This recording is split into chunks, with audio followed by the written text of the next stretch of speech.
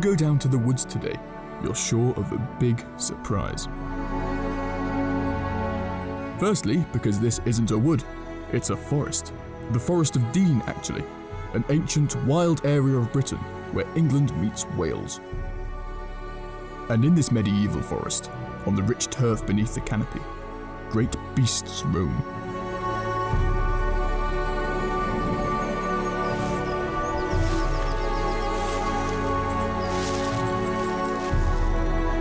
No, not the robins. Wild boar.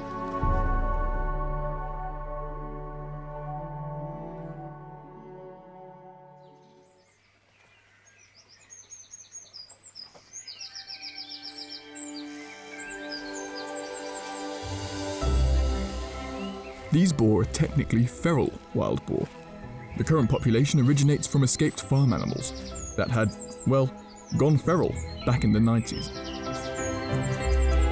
This means these British boar are less nervous of people than their wild cousins elsewhere in the world. The boar spend most of their time looking for food, and they aren't fussy. Being omnivores, they eat pretty much anything, primarily seeds, nuts, bulbs, roots, and green plants, but also eggs, small mammals, insects, and carrion if they happen upon it. To find all these delectables, they rely on their powerful sense of smell, and turf up the morsels using shovel-shaped snouts.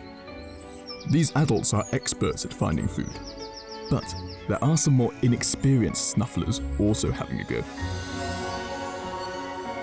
The adults are females, or sows, and live with their collective offspring in a group called a sounder.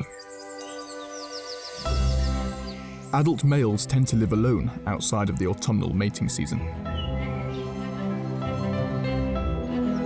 The young piglets look very different to the adults. Their stripy coats help camouflage the more vulnerable youngsters amongst the undergrowth.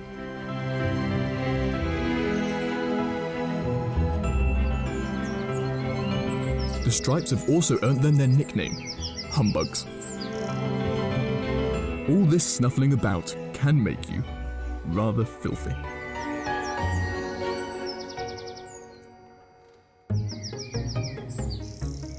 There's more to life for the humbugs though, than just shoving your face in dirt.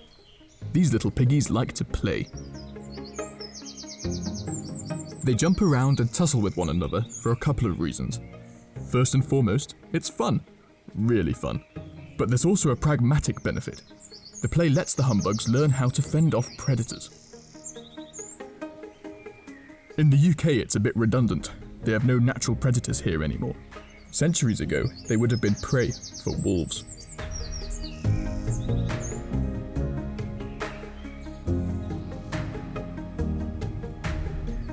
Playtime is exhausting though, and although the humbugs begin eating solid foods at only a couple of weeks old, they still rely on their mother's milk for up to 3 months.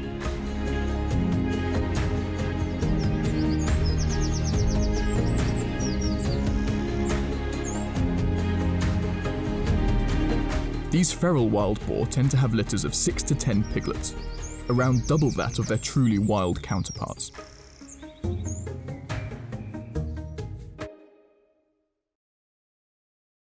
The return of boar has brought with it controversies. Minor property damage aside, their effect on the broader ecosystem is still not fully understood. On the one hand, they can open up areas of forest dominated by bracken, clearing the way for new trees to grow. They also rotivate the soil as they forage, feeding it with air and bacteria, creating a healthy environment for new plants to flourish. On the other hand, however, these activities may only be beneficial in moderation, and the lack of natural predators means the boar are less likely to spread their activity far and wide out of fear. So their long-term cumulative impact on local areas could be destructive. Objectively, the boar are neither good nor bad. They are just a native species doing their part to maintain a broader, healthy ecosystem.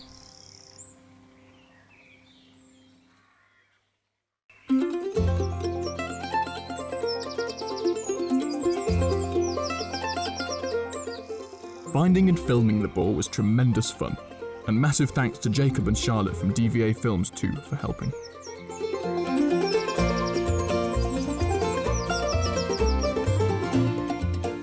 Sometimes the Boar also tried to lend a hand with production, and in fairness they handled the gear far better than Harry does. Once or twice though, they did come a bit too close for comfort.